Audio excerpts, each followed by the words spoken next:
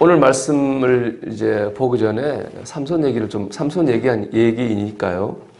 이스라엘이 블레셋에 40년간 압제를 받았습니다. 하나님께서는 삼손을 통해서 이스라엘을 구원하려고 하셨죠. 그런데 삼손의 생애를 볼 때 매우 특이한 두 가지 특징이 있습니다.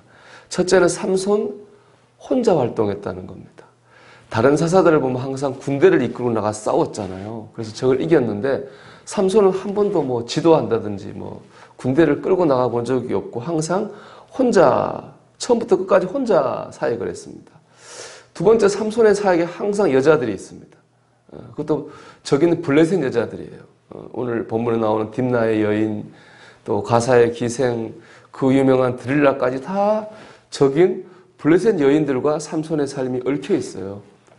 그것 좀 특이한 점입니다. 그 이유는 먼저 삼손 혼자 활동한 것은 그래서 바로 이스라엘 백성의 그 당시에 영적인 상태를 드러내는 겁니다.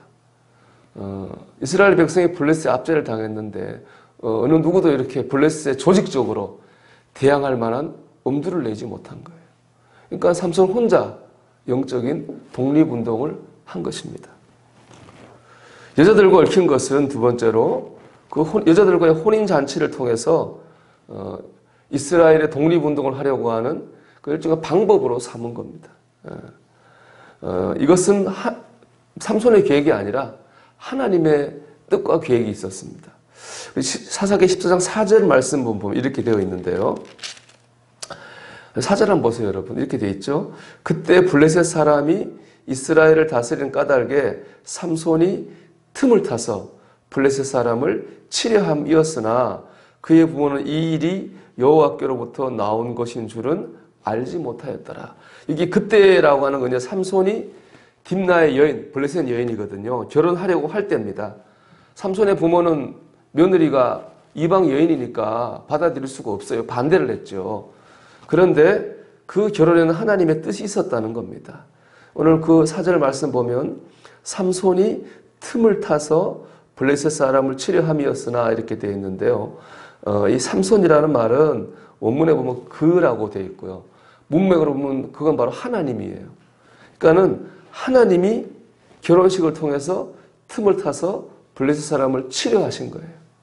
하나님의 계획이 그 블레셋 여인과의 결혼 과정 가운데 있다는 것이죠. 하나님과 틈을 결혼을 통해 찾는 겁니다. 오늘 본문이 바로 그 하나님 찾던 그 틈이 드러나고 있는 거예요. 삼손이 딥나 여인과 결혼식을 합니다.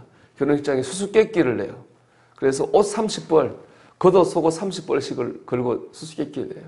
삼손의 수수께끼를 못 맞추면은 그 결혼식장에 온 블레셋 사람들이 30벌을 내야 되고, 맞추면 삼손이 30벌을 내야 되는 거예요. 아무도 못 맞추는 문제를 냈습니다. 삼손만 아는 문제를 냈어요. 삼손이 실수를 합니다. 그 여인에게, 결혼할 여인에게 답을 말해주고 말아요. 그 여인은 또 동족이 블레셋 사람들에게 답을 말해줘요. 결국에 삼손이, 그 사람들이 맞춰서 삼손이 지게 됐습니다. 원래 하나님의 계획은 이 수수께끼를 통해서 블레셋 사람들을 공격하고 이스라엘을 일깨우기 위한 거였는데 하나님 첫 번째 틈이죠. 삼손의 실수로 무산되고 말았어요. 그리고 이제 삼손이 옷 30벌을 마련해서 갖다가 줍니다. 그리고 잠시 고향집으로 돌아갔다가 그 여인의 집으로 와요. 근데 그 사이에 그 여인의 아버지가 삼손하고 결혼할 여자를 다른 사람한테 시집 보내버리고 말아요. 굉장히 그 실수를 한 거죠. 삼손이 화를 내도 할 말이 없는 그런 실수를 그 아버지가 한 겁니다. 그게 바로 틈을 이제 보인 거예요. 하나님 아버지가 찾던 틈이 드러난 거예요. 삼손이 복수를 하는데 여우 300마리를 꼬리에 꼬리를 매가지고요. 거기에다가 횃불을 붙여서 그 블레셋 사람들의 포도밭과 곡식밭에 풀어버려요. 그 밭이 다 불타고 말아요. 재밌는 거는 자기 장인 될 사람이 실수해서 거기에다 화를 내야 되는데 블레셋 사람 전체를 향해서 복수했어요. 이게 바로 하나님께서 역사하신 거죠. 자, 오늘 말씀 이게 내용인데 본문은 하나님 어떤 분입니까? 우리의 실수에도 불구하고 틈을 찾으시고 뜻을 이루시는 분입니다. 이건 하나님 모습입니다. 처음 계획은 수수께끼를 통한 공격이었어요. 하지만 삼손이 실수해서 실패했죠. 하지만 하나님은 포기하지 않고 틈을 찾았죠. 결국에 그 여인의 아버지의 실수라고 하는 그 틈을 통해서 블레셋에게 공격하고 잠자던 이스라엘 사람들의 영혼을 깨우려고 하신 겁니다. 이 말씀을 이렇게 적용해야 될 것 같습니다. 우리가 실수해서 또 당장에 이루어지지 않았다고 해서 우리가 포기해서는 안 됩니다. 삼손이 잘한 건 뭡니까? 한번 해가 안 됐다고 그래가지고 포기하지 않고 다시 그 여인의 집으로 찾아간 겁니다. 찾아갔기 때문에 그 실수의 틈을 발견할 수가 있었던 겁니다. 내 실수로 모든 게 틀어졌어. 나는 실패자야. 포기했다면은 블레셋 사람을 공격할 틈을 발견하지 못했을 것입니다. 여러분, 우리가 올 한 해를 시작하면서 가졌던 영적인 비전, 포부가 있었을 거예요. 올해는 신앙생활 열심히 해야 되겠다. 하나님 앞에서 축복받는 삶을 살아야 되겠다. 우리가 그런 포부도 있고 그런 소망도 있습니다.